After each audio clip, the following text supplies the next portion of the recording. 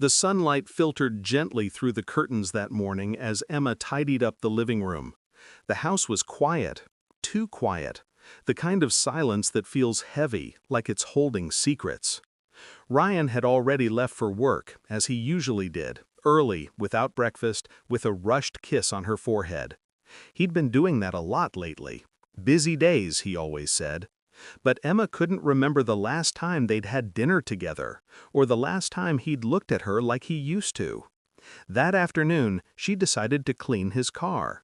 It was something she often did when she missed him, a small act of love, even when he didn't notice. As she leaned down to pick up an old receipt, something metallic glimmered under the passenger seat. She reached for it, expecting to find a coin or a keychain. But what she pulled out made her heart stop. A gold bracelet, elegant, soft, clearly expensive. It wasn't hers. Emma turned it over in her hand, her fingers trembling. There was an engraving on the inside. Forever yours, R. For a moment, she couldn't breathe. R. That was his initial. But the bracelet? She'd never seen it before. She sat there for a long time in silence, the bracelet resting in her palm. Her mind tried to find excuses. Maybe it was his sister's, maybe a gift for someone else, maybe. But her heart whispered the truth she didn't want to face. When Ryan came home that evening, she had already decided. She wouldn't accuse. She would just ask. He walked in, smiling faintly, pretending everything was normal. "Hey, Em, you okay?" "Yeah," she replied quietly. "How was work?" "Long, you know how Mondays are." She nodded. Then, without saying another word, she placed the bracelet on the table between them. "You dropped this." Ryan froze, his face drained of color as he stared at it. Where did you find that?" "In your car," she said softly, "under the passenger seat." "Oh, it's probably one of my colleagues. Maybe she—" "Then why does it say, 'Forever yours'?" The air in the room changed. His shoulders slumped. His mouth opened, but no words came out. Finally, he whispered, "Emma, please, it's not what it looks like." She laughed bitterly. "Then tell me what it is." Ryan sank into the chair, hands on his head.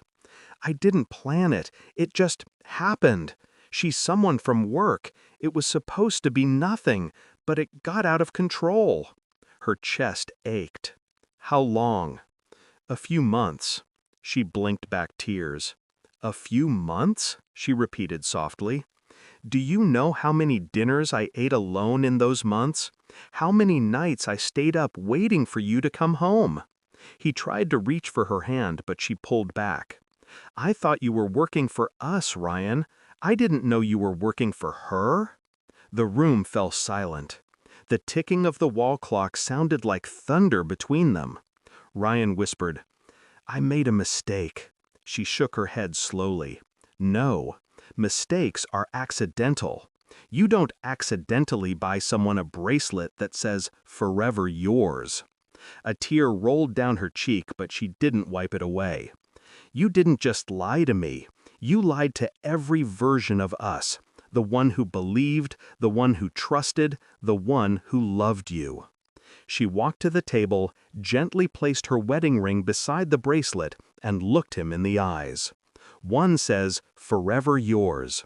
The other used to mean, 'Forever mine.' Now neither means anything." She picked up her bag and headed for the door. Ryan stood up, panic in his voice. "Emma, please don't go. I'll fix this, I swear." She turned back, her voice calm but cold.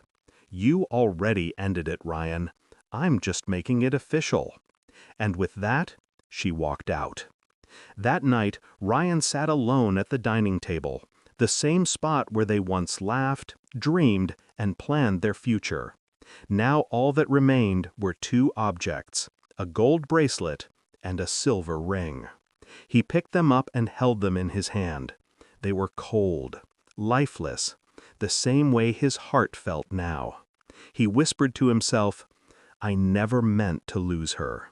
But some losses, he realized, are permanent. Not because someone leaves, but because trust does. Meanwhile, Emma drove aimlessly through the quiet streets. Tears blurred her vision, but she didn't stop. For the first time in months, she wasn't waiting for someone to come home. She was going home. To herself.